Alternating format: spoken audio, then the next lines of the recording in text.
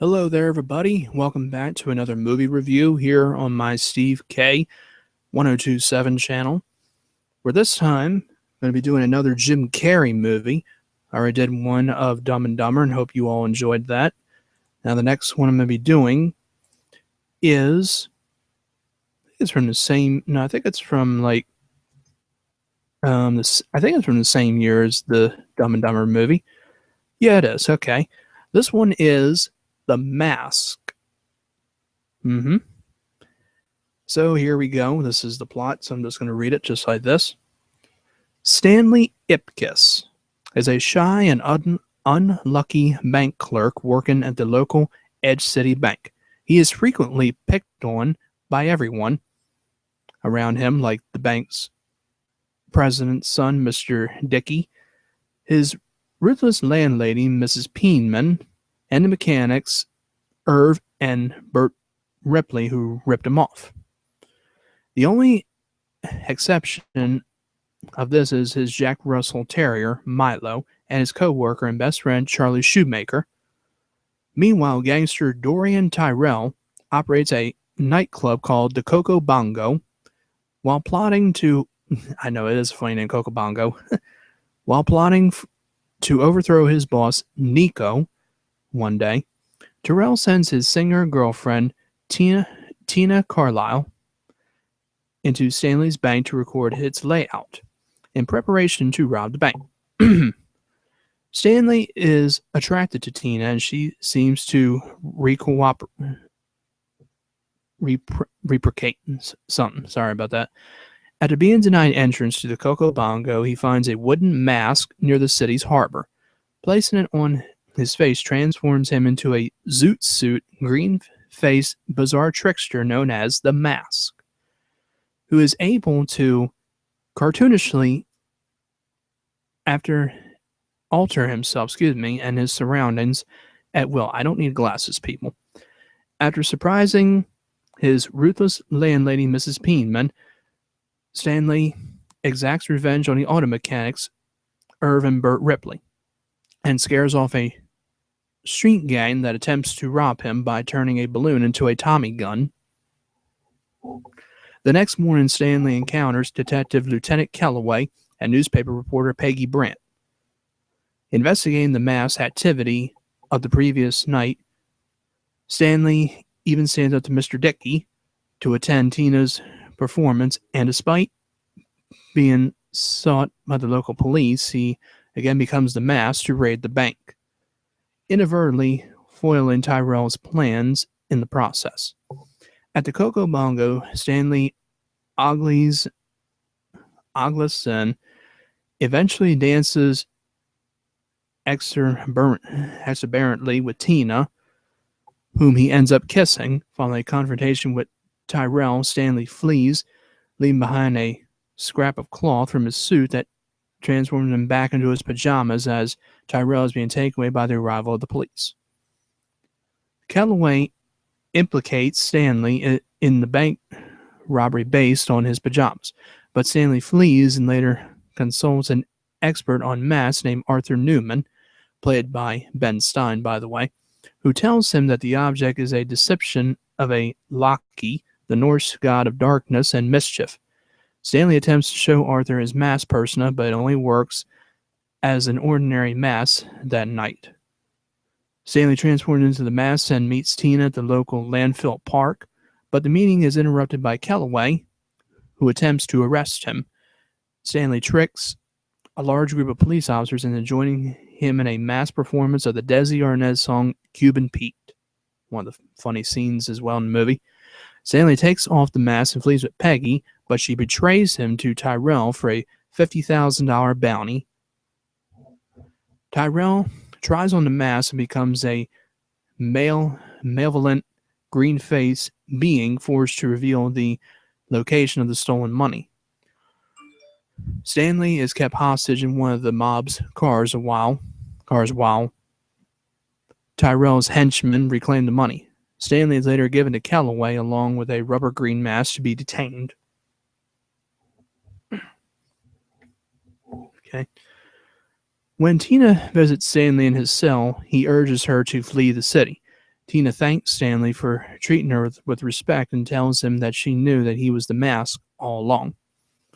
She attempts to leave the city but is captured by Tyrell's enforcer Orlando and taken to a charity ball at the Cocobondo hosted by Nico and attended by the city's elite, including the mayor, Mitchell Tilton. Upon arrival, the masked Tyrell kills Nico and prepares to destroy both the club and Tina.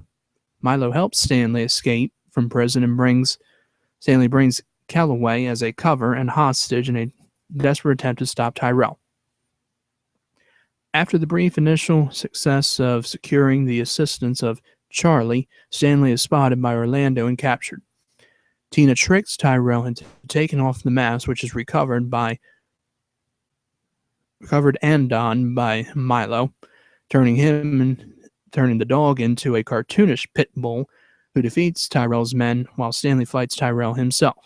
After recovering the mask, Stanley uses its abilities to save Tina by swallowing Tyrell's bomb and flushing Tyrell down the drain of the club's ornamental fountain. The police arrive and arrest Tyrell's remaining henchmen while Calloway attempts to arrest Stanley once again. Tilton, the mayor, arrives and debunks Calloway's statements, announcing to everyone that Tyrell was the mask all throughout and orders Calloway to release Stanley. He then goes to tell Stanley that he is a hero and thanks him for saving lives. And all charges against Stanley are dropped. Tilton then tells Calloway that they will have a talk in his office in the morning.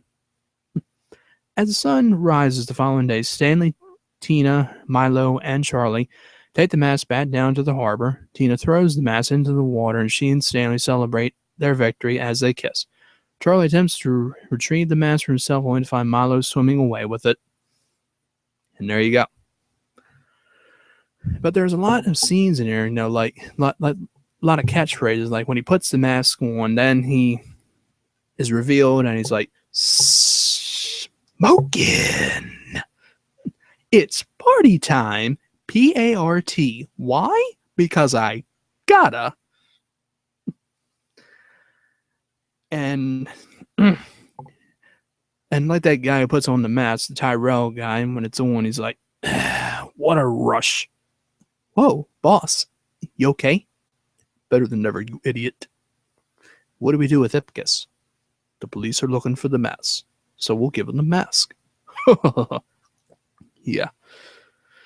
This is a funny movie. I mean, it's not as good in my opinion as Dumb and Dumber, but it is still a comedy movie and stuff, but some action, like a little bit, pretty much in this movie. But we know Dumb and Dumber is a comedy movie and all that, but it is a funny movie. It really is, one of the most memorable movies that Jim Carrey has done. Jim Carrey as Stanley Ipkiss, The Mask, Cameron Diaz, and there were other people as well. This role marketed the feature film debut for Cameron Diaz. Before Diaz was cast, the studio considered casting Anna Nicole Smith, Vanessa L. Williams, and Kristy Swanson. Anna Nicole Smith, now, I remember her, of course, from the little TV show that she had and stuff. She unfortunately passed away in 2007. But I don't know about her. I mean, could have been interesting, maybe. Vanessa L. Williams, I really don't know that much about her. I think, she's a singer and a fashion model. And Kristy Swanson, if I'm not mistaken, I think she may have been doing that film with Charlie Sheen, The Chase. Yeah. She was doing The Chase and Getting In. Yeah. That probably would have been pretty cool if she would have did it as well. Cameron Diaz is pretty young, though, in that movie. It was like 22, I think. Maybe something like that. Yeah, she was pretty young in that movie. Yeah. Okay, so Peter Green as Dorian Tyrell. Richard Jeniathan or something like that as the guy who is Stanley's friend, rest in peace. Peter Regard as Mitch Calloway. Amy Yasbeck as Peggy, excuse me. Yeah, and as I mentioned, Ben Stein as the guy, psychologist. Yep. And they do have the soundtrack for it as well, which has the song Cuban Pete as well. Yeah, I mean, I remember seeing this a lot of times in the 90s. I mean, it's not scary or anything. I mean, it can be a little bit to people, like when the man puts when Tyrell puts the mask on, becomes that guy and stuff. But still, yeah, a lot of like memorable scenes and stuff and quotes as well. Like when he's talking to the guys, the mobster, and like, now you have to ask yourself one question: do I feel lucky? Well, do ya, punks? That, of course, is from Clint Eastwood, as we know. And those guys are at the mechanic shop, and he like encounters them and says, "Hold on to your lug nuts. It's time for an overhaul." But like, if you have like something like about this movie, like if you have like a different opinion and stuff, you're welcome to say like what you want about it. But I think pretty much this is a very funny movie and it's really good. Yeah, it really is. I mean, yeah. So that'll probably have to wrap it up for this review. So I hope you all enjoyed. Like, comment, subscribe, please, and you all take care.